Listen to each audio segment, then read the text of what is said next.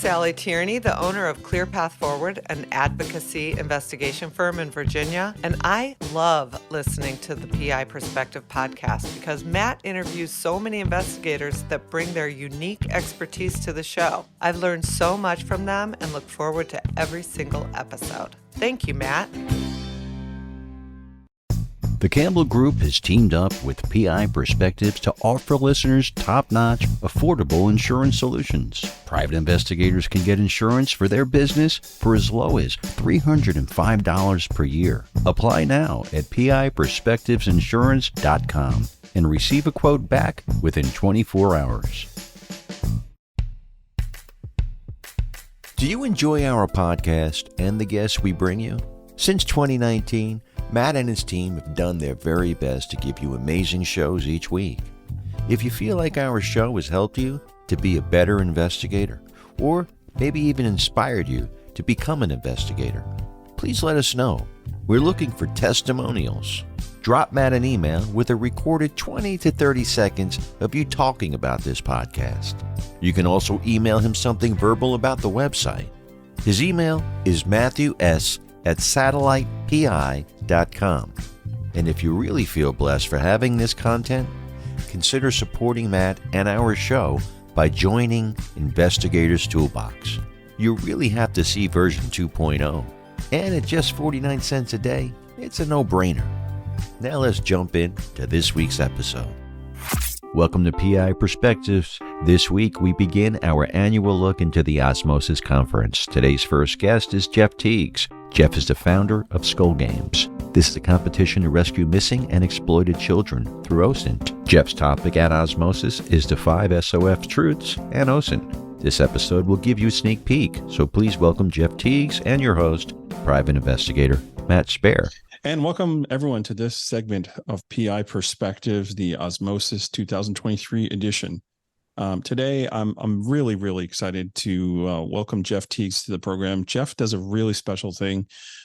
We've talked about it before. It's called Skull Games. We've had Buddy Jericho on before talking about this, and it's such a great charity. It's such a great thing that they do, rescuing people that are involved in sex trafficking. Usually in January, we like to focus on this stuff because it is Sex Trafficking Month. But today we are bringing more light to it. And Jeff is actually speaking at OSMOSIS. And I wanted to dive in, welcome him to the program, and just talk a little bit about what he's talking about. So that's my long-winded intro. So Jeff, welcome to this segment. How are you? Matt, thanks for having us on. We appreciate the support you've already showed to Skull Games. You know, as we've iterated and refined and made things better and meet new people and meet new hardware, it's really starting to come together. With October, the Skull Game in New Orleans, right in conjunction with OSMOSIS Con, was really what we are considering our grand opening. So everything we've done to date has just been precursor. We're really looking for something big in October. Yeah, that's great. And you guys have been out into different parts of the state, which I think is great because you have people that come in person, but you also have people that work remotely. So for those that aren't aware of Skull Games, tell me a little bit about what it does and what the purpose is. So Skull Games is born out of this recognition that there are more women and children being abused than our law enforcement can handle. So when I got out of the military and I was looking at what were my skills, what was it that I enjoyed, part of it was building these task forces. It was getting the right people focused towards a particular mission. And when I began to lay that over sex trafficking, where could we be value added? Where could we be a force multiplier? It really is on the commercial sex side of it. So if people know it or not, there are escort sites all across the world, many of them right here in the United States. There's really 4 or 5 that are predominant. Many people know of Backpage, which was hugely the monopoly years ago. And when that was broken down, it fractured the industry. But there are all these sites where you can go online and order up a woman.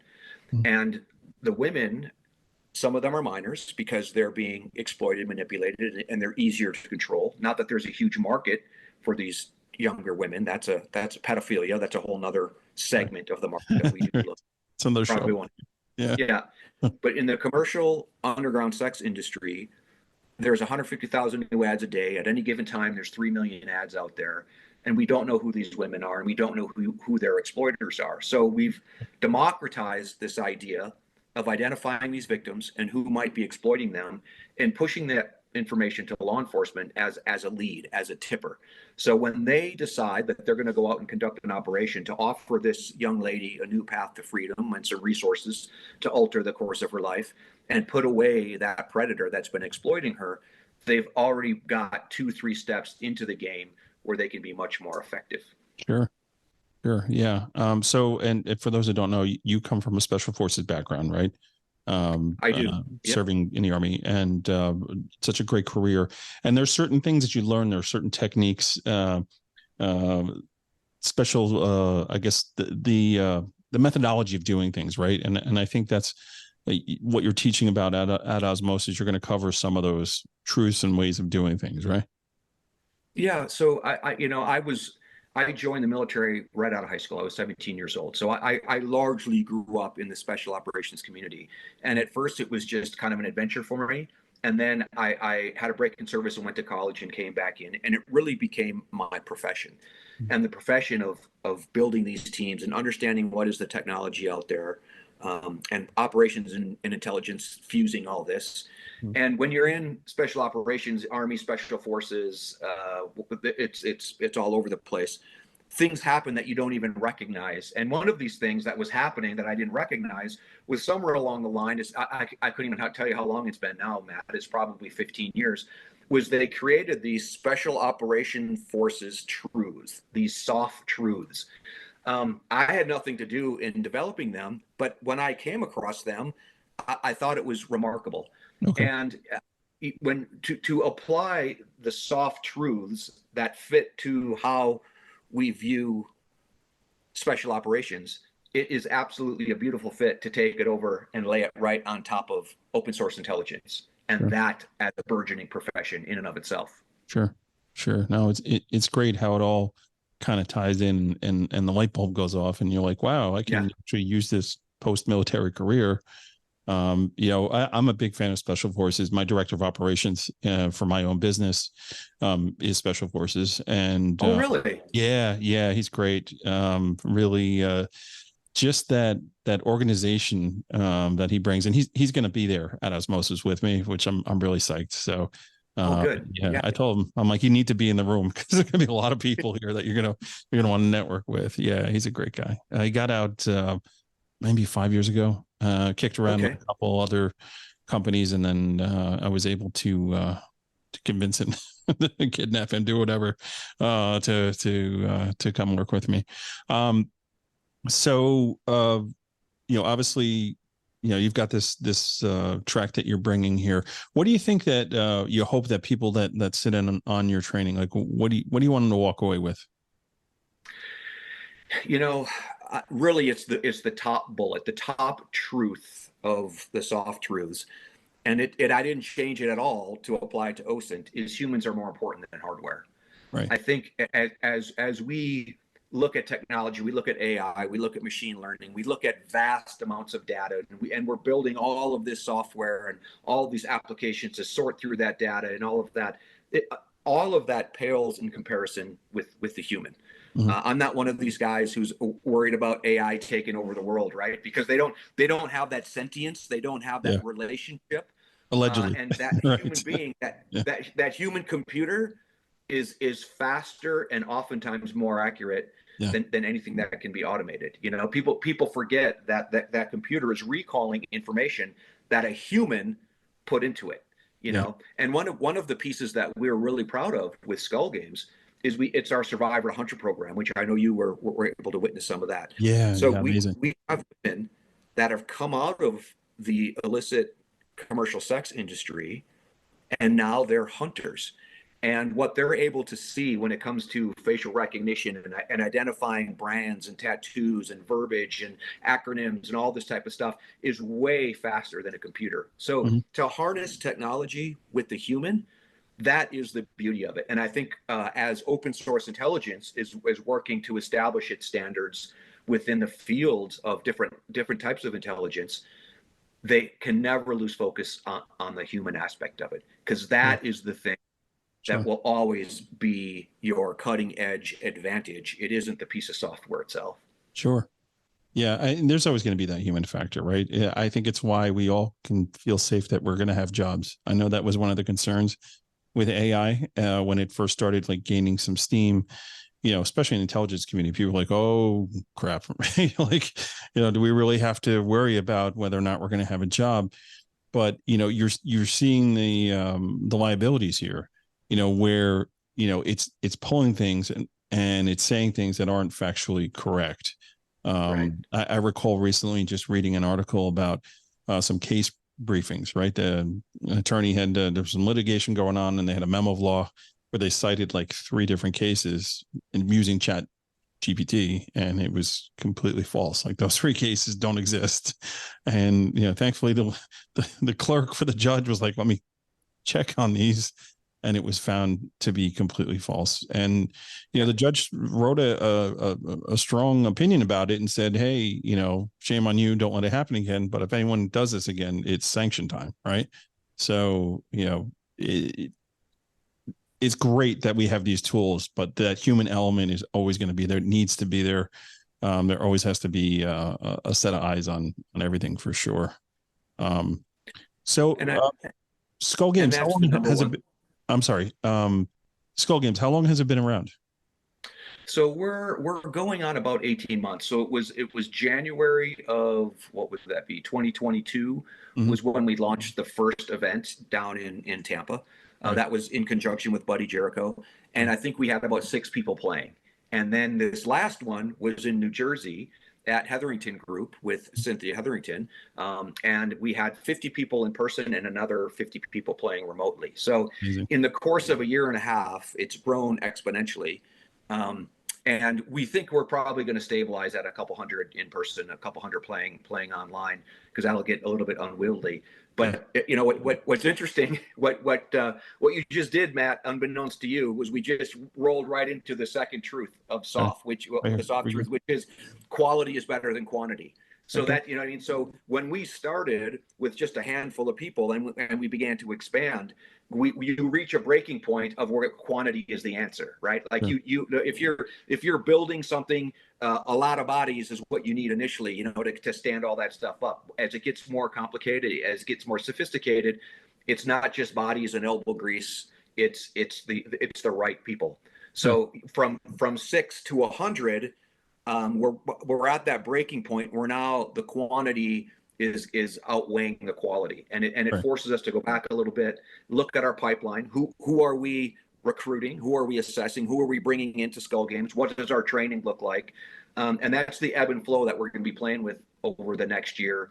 And you'll even see it when we're down in New Orleans. Yeah. What we're developing down there is a production cell. So even when you talk about the lead, so let me walk you on this quality is better than quantity idea, not just with people, but with the process.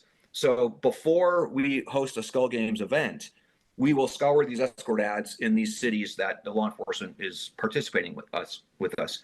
And we'll look for about 150 to 200 ads that we think have trafficking indicators. And those will get handed out to the Skull Games Task Force. And out of that then will come 50, 60 leads of victims identified and another 30-ish of the predators. So you can see we go from thousands and thousands and thousands down to 150, down to about 50. Well, there's even one more ratchet that's required, and that is that higher quality, so that when we hand that lead to law enforcement for action, they can take action immediately. Right now, we've got a little bit of cleaning up to do. We're 2 weeks post the last Skull Games, and we're just putting the bows on some of these leads to send forward. The people, quality and quantity is that balance. Same with the products that we're providing law enforcement. So it's an interesting, iterative process that we continue to go through. Oh, definitely. And are you still forming teams of like a researcher, a law enforcement person, and someone who's been rescued? Is that still the formula there, or are you tweaking that a bit too?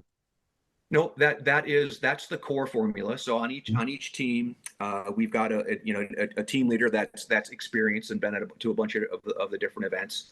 a survivor, law enforcement, and then a couple of the IT whizzes. But because we've got that quantity now where our teams are made up of about 15 to 20 people in person and about the same that are working virtually, now we're running into that human problem of locus of control. You know what I mean? Which, the standard is around 5 or 6 people you can successfully manage and lead. So now, in addition to our team leaders that are super high quality, we are reinforcing and building new leadership positions within our assistant team leaders, our IT folks. Something that came out of the last games in New Jersey was even the self-care. These participants are looking at some pretty horrible stuff day in and day out. Oh, definitely. So yeah. Who do we have designated to take a time out with them and give them an opportunity to kind of, get a freshness? What do we employ? So there's all these aspects that we're tightening up, and I think that's what's part of it that's so exciting, is we keep working towards all of that. That's fantastic. That's really great, man, and it's really awesome to see it grow. Where do you hope to be next year or the year after that? Where do you see all this going? Well, our big, hairy, audacious goal is 100 law enforcement entities working with us and 1,000 analysts that are vetted and capable. So I don't know what's going to come first. We're at about 30 law enforcement agencies and about 400 analysts. So again, those are just kind of some bulk numbers. But I will be satisfied that Skull Games has really arrived, and we've reached an operational tempo that can really keep pressure on this trafficking enterprise across the U.S. when we can pull off a Skull Games every month. So when we're doing a Skull Games once a month, that's 12 a year in various cities, hunting about 20 to 30 cities at a time. That is when we're really going to get these traffickers on their heels. And as we get them on their heels, these women and children are going to feel much more comfortable and confident to come forward and take the resources that are waiting for them. That's amazing. That's amazing. All right. So folks, October 15th through 17th, down in the Crown Plaza in New Orleans, Louisiana, is the 9th annual OSMOSIS conference. You definitely want to check it out. If you go to osmosisinstitute.org, just click on the conference icon and you'll get more information on this. Jeff, I'm looking forward to meeting you in person and, obviously hearing more. And I'm sure by the time I get there in October, you're going to have a report of even more cool things that have been happening. It's great. And we gave a little tease, right? We only did two of the 5. So I was just going to say, you got 2 of the soft truths. There are 3 more waiting for you. So yeah, it's a little sneak peek. The rest. So thank you so much. Thank you for being a part of this program and really giving back to, to the community and just having the foresight and the wherewithal to put it all together. So, okay, so that's it for this segment. Thank you so much, Jeff, and everybody sit tight. We'll have another segment for you. Take care. Thank you, Matt. Thank you. Specializing in the research of liability for personal injury claims, Pacific Liability Research offers insurance assessments of all applicable liability coverages to help determine what a case is potentially worth. Have a case with no insurance policy? Since 2019, the highly trained staff on their insurance discovery team has located over 100 million plus in previously unknown insurance coverage. They offer a full refund for any inaccurate results, and they do not charge for no-hit searches. Additionally, Investigator's Toolbox members automatically receive 50% off their first case. Just mention Investigator's Toolbox when you fill out your first order. More information can be found at pacificliability.com. Contact them today and discover the immediate impact that Pacific Liability Research can provide. Check out the PI Institute of Education at piinstitute.com. Since 1989, Kelly Riddle has been teaching on subjects such as surveillance, nursing home investigations, insurance fraud, domestic investigations, hidden assets, and accident scene investigations. The PI Institute of Education is a featured learning partner in the investigatorstoolbox.com. So check out the free content on the site, then visit the Institute for more great savings on additional classes.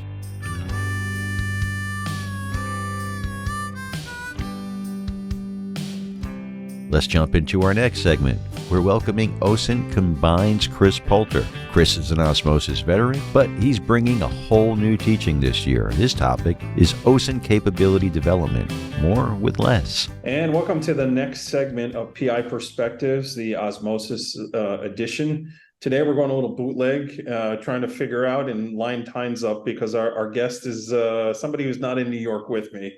I want to welcome Chris Poulter back to the program. Chris, how are you? Good, thanks, Matt. Thanks for having me on the show again. Yeah, it's so great to see you. And we got to stop meeting like this. I think it's like this the third time we're chatting about OSMOSIS. But I actually met you in person originally a while back before you started this OSINT Combine business, which has just grown and been amazing and has been very present at all the OSMOSIS conferences. So for folks who don't know who you are and what you do, why don't you break it down for me a little bit? Yeah, we're an open source intelligence capability provider. We focus on building enduring OSINT capability within strategically minded organizations. We've got a team in Australia. We're a global organization, team in Australia, team in the US, and out into Europe as well now. So we work across training, software, and services in a number of capacities, and really focused on partnership with organizations and shared mission objectives. Right. So not only do you train investigators, you're also training businesses on best practices and a lot of internal things as well, right? Yeah, absolutely. I mean, we split across public and private sector, and obviously there's the government space, which is a heavy focus given all of our background and sort of what we do. In the commercial space, though, a lot of opportunity there around helping organizations build that OSINT capability and going on that pathway from that foundational level stuff, which you kind of need, tool agnostic, fundamental capabilities and understanding of not just the intelligence side, but then how OSINT plays a role in that. Yeah. And then we look at how do you scale and create efficiencies in your organization and lower the barrier to entry, because there's not always formal training pipelines when people come into the commercial space. So how do we do that with software? So we have our platform, Nexus Explore, and there's a lot of other great platforms out there as well that sort of facilitate people on that tech enablement of their journey. Yeah, I mean, that's one thing I can honestly say. I mean, like I follow you on your socials, and I'm always seeing the blogs that you guys put out and the tools that you're putting out there for the community, and it's so great. And it's like you're throwing things out there, like, "Hey guys, did you know this tool's out there? You can do this by doing this certain way, or you can get here. Make sure we do it." So the Combine's throwing out a lot of free content, but they also have training content as well, and it's fantastic, man. I'm a big believer from day one with you guys. I've seen the content you've put out, I've seen the tools, and it's a great thing that you're doing. I appreciate it, man. I appreciate it. Yeah, I mean, the OSINT community is so great, right? Everyone shares knowledge and is really open about how we can obviously enhance our skills and work together. And there's so many fantastic practitioners out there, and everyone can contribute, which is awesome. So yeah, and, we love contributing to that, and also what we do on the philanthropic side. So it's definitely a core part of who we are. Sure. Now, your background, I think, was military, if I remember correctly, right? Initially, before you got into this field. Correct. Yeah. Yeah. Great. So you definitely parlayed that into the private sector and kind of doing your thing. So let's talk about OSMOSIS. You're teaching a track over there called OSINT capability development, more with less, right? So what's the plan? What are you going to cover during that training? Yeah, I mean, when we're looking at the submission of the paper here, for the presentation, one of the things was looking at is obviously reduction of resources, economic headwinds, all those sort of aspects. And so, how do organizations start to gear up for more effective operations in I guess economic troubling times, or also how do they create scale and efficiency in sort of what they're trying to put forward. So the idea of doing more with less. I mean, as you sort of mentioned, I come from a military background in a certain community and did that for over a decade, and taking a lot of those sort of lessons learned and applying them to how you can build really small, agile, effective teams that really focus on the outcome and working together. And with that, how do you force multiply within yourself and within your own organization? So some things I'll be talking about is how to build the enduring capability, as opposed to just putting a band-aid on something. Something we like to focus on is what is the right approach to making sure that this is sustainable, because there's no point doing something, you might have efficacy and efficiency, but if it's not enduring, then you're going to have to just resolve this problem later on. So so one of those is looking at what is the models you can do that, how do you, particularly in the commercial space, right? Or if you're running your own business or what you're trying to do, because you want to make sure that it's repeatable and measurable as well, which is important. Yeah, So especially we do about is but AI tools and yep. supported analysis and obviously the risks and opportunities that come with that. Whether that's for your investigation work, your reporting, your outputs. There's just so much utility in what we can do with Gen AI and things like that. Yeah. And some of the things I'll touch on, which I've spoken on a number of webinars now, around how you can leverage your own data and what we can start to do to lower the barrier to entry for non-technical people interrogating really complex data sets using human language. And so it's something that's, AI can be this scary thing, but what it's actually going to do with this Gen AI side is I'm going to talk about some ideas that you can start to leverage and get into some insights in data that you may not have been able to before because of the technical barrier. And then lastly, just looking at cost-effective measures and, just using your resources effectively across your organization from a design perspective, and things that I've sort of seen as I sort of built out OSINT Combine and how you can take that small, agile, sort of SF approach to building teams and take that forward in organizations. Because ultimately, we want to be able to do more with less. And we're going to be expected to do more with less, particularly as we start to look at things like the impact of AI on our roles and what the expectations are. So keeping up with that efficiency and that speed and that efficacy and enduring capability is going to be really important. Yeah, man. I think everybody, when the buzzword started coming out, right? AI, right? There was an oh crap moment, I think, from a lot of us in our industry. Like, is this going to affect us, in a negative way? Are we going to be out of a job? Is there no longer going to be a need for somebody? And I think, it's showing itself that it's not quite there yet, and there's definitely room for us to verify, right? It's all this trust but verify, right? we need that human eye, need that human element to really cull through the results and making sure what it's spitting out is correct. But there are definitely ways that you can use it to make yourself more efficient. So I'm definitely looking forward to learning more about that in your training. What do you hope that folks walk away from your class with after sitting through? What are you hoping to give them in your teaching?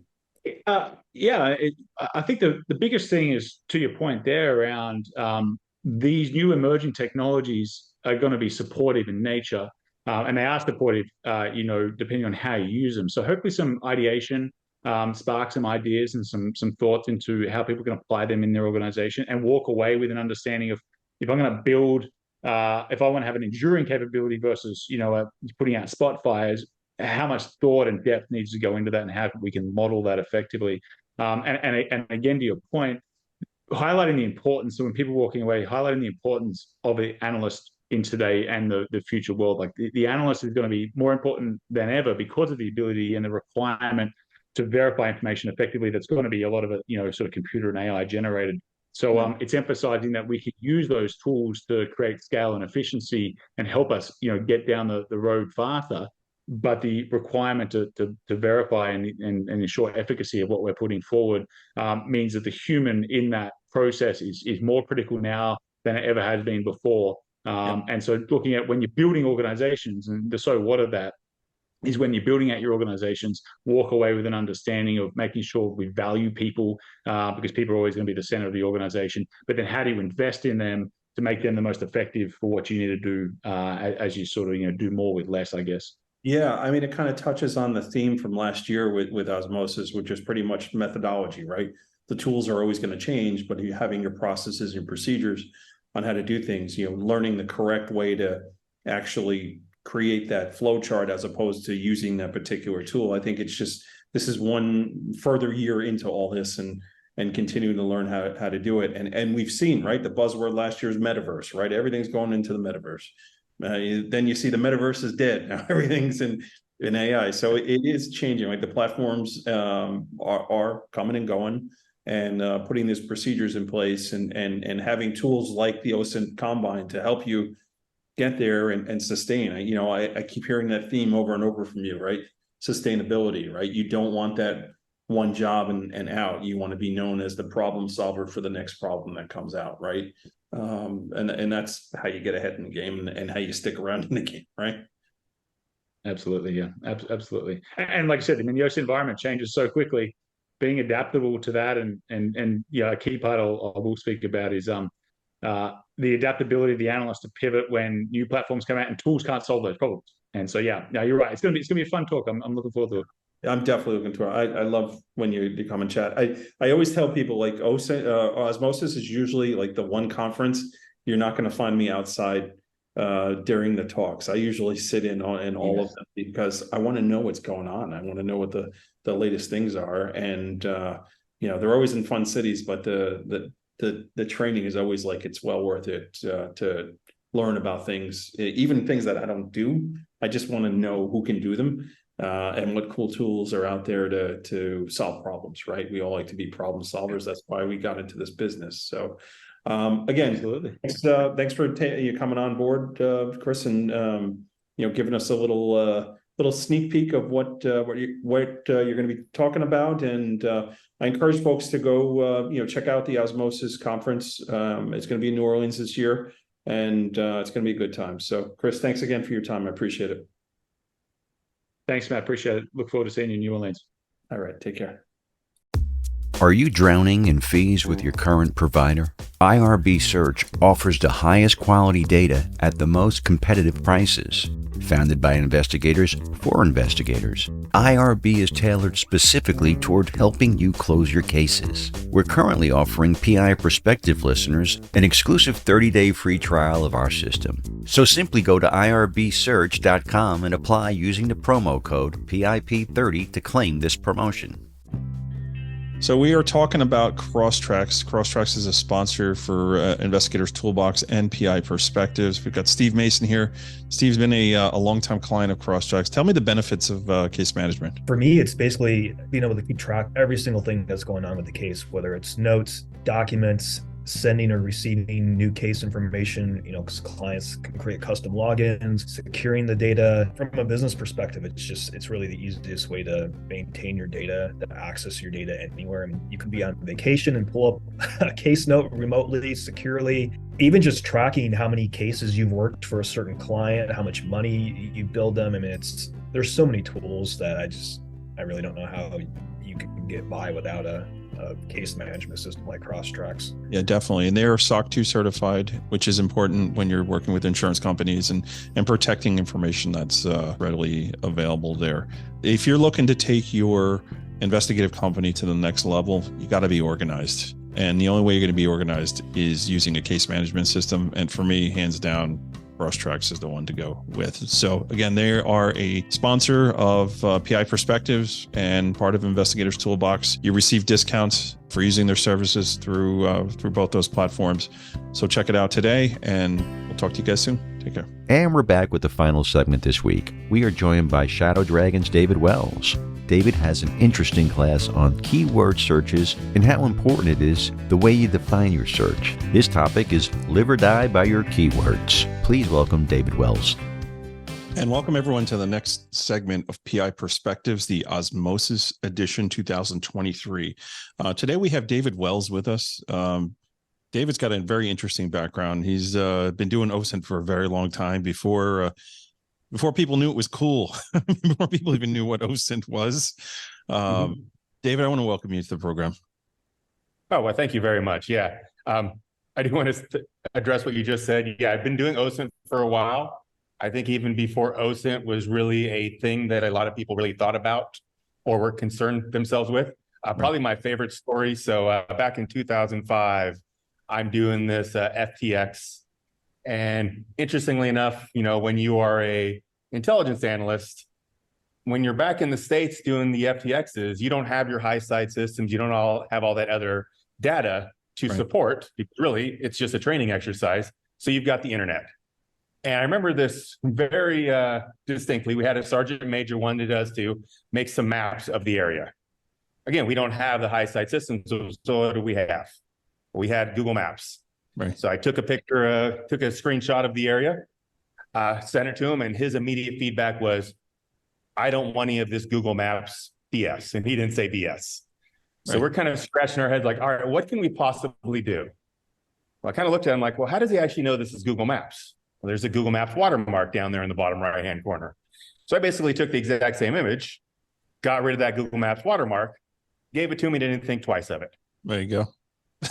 Yeah, but back then, if you got stuff off the internet, like that was useless. It was even worse than useless. It was just pure BS. I thought you were going to say you asked Jeeves to get you a photo, and he gave you a photo. Yeah, That's where I thought you were going. Hey, listen, we had to do what we had to do back then. I mean, exactly. Honestly, back then I was probably using Hagster maps to get around doing field work. Work.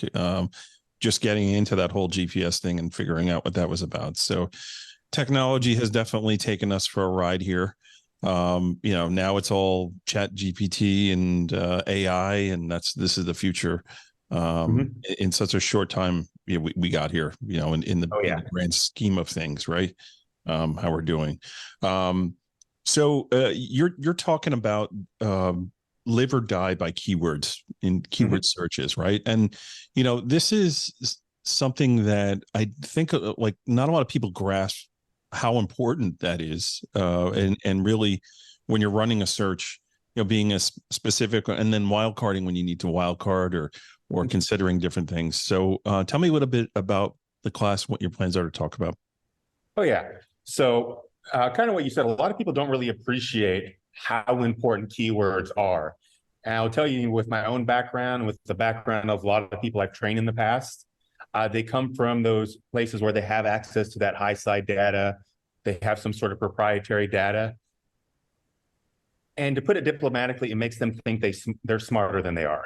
Right. And what I mean by that is, when you're talking about that high side data that a lot of people from the military have, you're talking about information that is gathered by $1 million assets flying overhead, specifically pointed at places where we have a very good indicator that there's good intelligence that's coming out of here.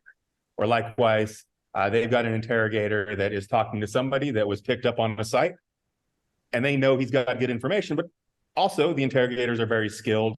They know what questions to ask. So when they actually read those reports, they can kind of assume that, most of the data they're looking at is pretty legitimate. It's pretty valuable. Obviously, they still have to validate it, but you're looking at the range of like 90 to 99% of all the data from these different databases you have at least being relevant. Maybe not 100% being accurate, maybe needing some research to actually validate, but at least the data you get back when you do those initial searches is relevant to your mission.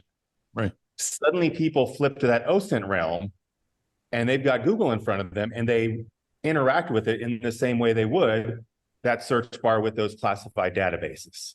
And then they get very confused about why they're getting millions of results back. But rather than that paradigm where 99% of the data is useful and 1% is irrelevant, it's literally flipped on its head where 99% is irrelevant and 1% is useful. Right. And it's how do you actually find that 1%? And most of the time, it's actually having those appropriate keywords. Because what you realize is no matter the organization, no matter the community, even just a small friend group, eventually if you spend enough time together, you're going to start to develop your own lingo. And again, the military is a great example of this. Sure. Haven't been in for a while, but I've still got all those acronyms rattling around in my head. I talk to my wife and I'll throw off an acronym here and there, and she'll just look at me cross-eyed and say, "What are you talking about?" Right. Oh, that's right. You are not part of that community. Right. And if I wanted to find, be it on Twitter, be it on Instagram, be it just a Google search of those communities, I wouldn't search Army. I wouldn't search military intelligence. I wouldn't search, 82nd. I would start throwing in those specific acronyms. That would get me that more relevant information for that community. Right. That's true with the Army. That's true with almost anybody else that you're looking online. How are they actually talking and where are they talking? Yeah. So it's like specific keywords to drill down and really, find what you're looking for, essentially, right? Without a doubt. And it seems very simple. And to some degree, it definitely is.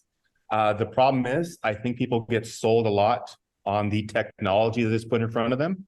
I used to train people that they got toolkits that easily cost $100,000, which you would think if you're spending $100,000, it's going to do all the work for you. Right. At least that's what a lot of people seem to think. And after 2 weeks of training with these different tools, I would peek over people's shoulders. And a lot of this was occurring while ISIS was the focus of everybody, the topic of everybody's focus. I look over their shoulders, and guess what keyword they had in their searches? ISIS or ISIL. And if you think about it, like, does ISIS actually refer to themselves as ISIS in most of their communications? No, they don't. No, not at all. Yeah, so we had to take that step back and say, all right, how do we actually find those conversations they're having? And you don't immediately find them. It's not like, all right, well, I know that ISIS is communicating here, so I'll just look specifically where they're communicating. Because once you found that, your job's pretty much done. Your job is to find those little pieces of data that kind of give you those indicators. And it might be somebody else reporting on, hey, here's what ISIS said in their latest The Beak magazine. And you're like, all right, well, here's The Beak magazine. Let me start looking through this for words and phrases that might be of interest to me. Yeah. And a lot of times the easiest way to decide if something is going to be of interest to you, as you're looking through that document, as you're looking through that Twitter post, kind of look and say, what stands out to me that I don't recognize? Right. And you'll find this a lot. Best place I find to do this, at least just to practice, is go to 4chan.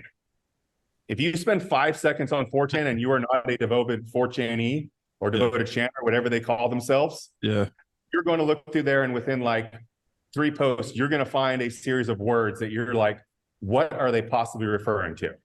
Yeah. Once you find those, that's what you're looking for. Yeah, and that's kind of the next point here, right? Understanding the slang and the different terminologies, I mean, is key, right? You almost have to know who you're looking for and know how they communicate. I mean, you even throw emojis in there too. Right? Oh yeah. That's a whole nother, avenue of things, right? Certain images mean certain things, right? And if you're not on top of that, or if you think it means something different than it actually does mean, that could steer your investigation in a completely different direction, right? Oh, without it. And a lot of that kind of comes down to experience. Again, I've been doing this for a while, so I'll sit in front of classes, and big part of me is I love doing live demonstrations. In fact, the class that I just taught 2 days ago, 6 hours long, class started with a PowerPoint slide, finished with that PowerPoint slide. I said, congratulations, everyone. That's the last PowerPoint slide you're going to see for the class. Everything else was live on the internet. But with that downside, or with that being said, the internet, you get random stuff popping up. Sadly enough, more than once, there has been some full frontal nudity in front of my classes. Oh yeah, it happened. Live internet. Yeah. Hello. Everybody's adults. Nobody's got too angry at me at that because it wasn't anything that I purposely showed them. Yeah. But a lot of times I'll be looking at something like, oh, that's very, very interesting. They happen to use like this specific word or this specific phrase, or there's that alt-right iconography in there. Like, the user handle is Aryan 1488 or something, maybe not that obvious. I'll look at them like, oh, I want to investigate this person further. And a lot of people in the class will go, well, why do you care about that? What specifically jumped out to you? Right.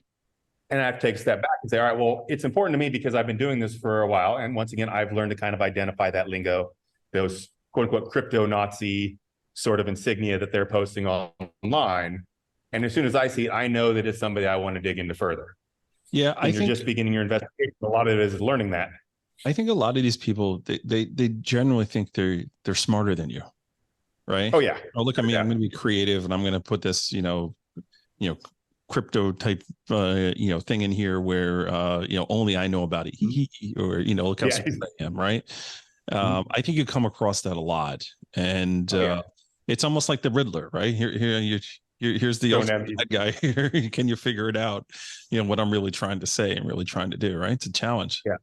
I actually saw that very blatantly once, again, referencing 4chan, and I don't think this one ever took off, but the poster even said, hey, seems like all of the normies, term they like to use, have figured out the ways we are currently referencing Jewish people and minorities. So here's a suggested list, and they actually use jewels supposedly to represent different minorities. And I cannot even begin to remember what it was, but exactly said, like, they were trying to be smarter than everybody else. They still wanted to communicate on that more open web and communicate openly, but they wanted to communicate in such a way that the other people with the same mindset can instantly find them. But to the rest of the world, they're going, why is everybody talking about diamonds and emeralds? Yeah, exactly. Yeah.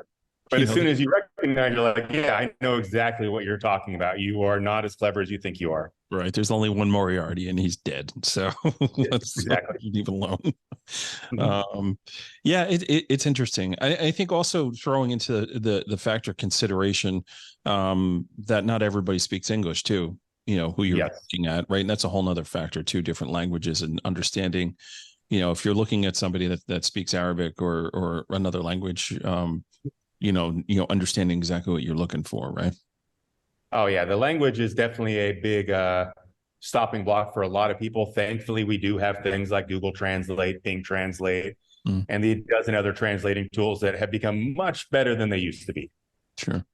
But you don't want to just count on that automatic translation. Say, yep, what Google is saying is 100% contextually accurate version of what they actually mean. Right. But it does get you further than if you just had to spend years learning the language yourself. But again, there are kind of like some other indicators while you're looking at it that you might have something of interest to you. A big one for me is if I'm using Google Translate and Google doesn't know how to translate a word, that's a big red flag for me, because at this point, Google has an absurd amount of data that it's been able to train its language tools on. If there's a word in there that it doesn't recognize, that's probably a pretty unique word. And it could be something as just as simple as a misspelling. Yeah. A common word. But those misspellings kind of tend to perpetuate across those communities, or it's that slang term. Right. Now, there are pitfalls in that from time to time. Classic example, I sadly spent more time than I wish I would have investigating this. But once again, I kept looking at these translations, and one word popped up over and over again. Like it was used in almost every ISIS tweet that they were sending out. And because it's being used so much, and because Google wasn't able to translate it, I said, this has to be something of utility to me. Throwing in all the different translations I could not figure out what it was, even just in context. Finally happened to use this other tool that rather than translating the way that a lot of others do, it phonetically translated it. So I looked at the phonetic translation and I'm kind of trying to sound it out in my head. I'm like, all right, hash. And finally it clicked. It was just a phonetic translation of the word hashtag. They were saying hashtag. There you go. Yeah, luckily enough, I haven't run into anything like that too much. But again, you do get those issues with the machine translation where they're just leading you down a rabbit hole, because machines are never going to be as good as humans, no matter what the ChatGPT evangelists are telling you. I wonder if supercalifragilisticexpialidocious is actually in Google Translate. Who knows? Yeah, good question. One of those unrecognizable words. So, Dave, what do you want people to walk away from your class with from osmosis? Big thing is I want them to appreciate how powerful like the human mind actually is. And it goes back to what I was saying about these people getting, hundreds of thousands or even just like thousands of dollars worth of tools, and thinking that their tools are going to replicate what the human mind can do. At most and at best, what I find the tools will do is they will help you automate those more manual processes and quantify those things that you as a human probably just don't have time to do, even if it's just a matter of counting up what word is being used the most in creating a word cloud. Right. But as far as a human goes, being able to look at a block of text and get 10 paragraphs in and say, hey, this is a unique word. I want to follow this word. And also identifying those unique communities that I'm going to want to follow. Can you throw a machine at it? The best that they have is that training library that is, for the most part, how humans normally speak. Ironically enough, when you're searching for those keywords, you were looking for those outliers. You were looking for those ways that humans do not normally speak.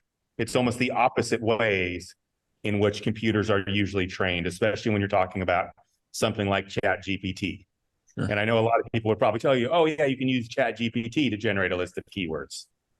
Well, you can, but if I tell ChatGPT to generate a list of keywords being used by, Russian Wagner Group mercenaries, it probably doesn't have access to those unique Telegram channels, unique Discord groups where those Russian mercenaries are hanging out at. Yeah, you'll get a whole bunch of Robert Wagner quotes in there. Exactly. Yeah, it's good. That would be very possible too. Yeah, it's probably just going to scan Twitter, scan whatever database it has, and generally list you those more common words. In a lot of cases, not that the Wagner Group mercenaries themselves are using, but the people that use to refer to those Wagner Group mercenaries. Right. Yeah. So that's getting closer to the 99 and further away from the 1%. Right. Yeah. And that can be useful. At least if you're finding those people talking about them, you can get to that step where they're referencing those conversations. Now that you have those reference conversations for themselves, you do that step to find those unique keywords. Right. Well, Dave, this was awesome. Thank you so much for coming on and just giving us a little sneak peek of everything. So folks, the OSMOSIS conference is October 15th through the 17th in New Orleans. I encourage you to go check it out. There'll be links in the on the website where you can go and register. It's a great conference. It's their 9th annual. I've probably been to about 6 of them. So it's just a great time, and you really learn about all this stuff, right? I mean, the content and how they're pushing things every year. There's just fresh speakers, fresh content. It's really good stuff. So I'm looking forward to meeting you in person, Dave, and having a good time down in New Orleans. So thank you so much for coming on. You as well. Yeah. Thank you very much. And I will see you there. All right, great. Take care, everyone. We'll catch you on the next episode. Take care. This was a good way to kick off our OSMOSIS 23 series. Jeff does an amazing thing, helping so many. Consider participating in Skull Games if you do OSINT. Chris is an industry giant, and David is going to have an incredibly helpful class for researchers. Toolbox members can also save $100 when they sign up for OSMOSIS. Details are in the discounts and benefits section on the site. We want to thank Campbell Insurance Group for sponsoring the show. Remember to tell them you listen to save $50 when you apply for insurance. Additional thanks to our newest sponsor, Pacific Liability Research, PI Institute for Education, and IRB for sponsoring our show. Also, don't forget about investigatorstoolbox.com. You can type in version 2.0, 25% to save $50 when you join. If you have a question or a comment about the show, just email Matt at matthews@satellitepi.com, and you can also find him on LinkedIn, Instagram, and Facebook. We want your feedback to bring you the best shows possible. And we'll be back next week with a new show, so make sure you tune in and stay safe out there.